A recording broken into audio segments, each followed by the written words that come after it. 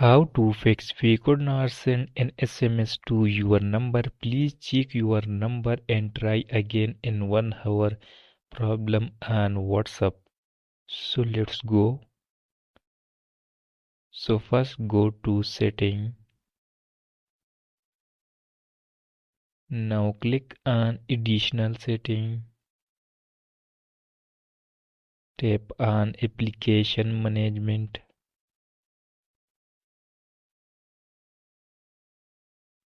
Now scroll down and find WhatsApp. Now click on WhatsApp. First clear cache and tap on for stop. Click on OK. Now enable all permission and go back. Go to Play Store.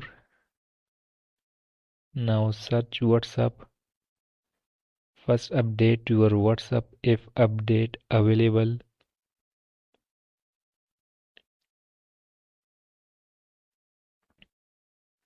Now install this application in your mobile phone. After installing, open this and connect. After connecting and try again on WhatsApp.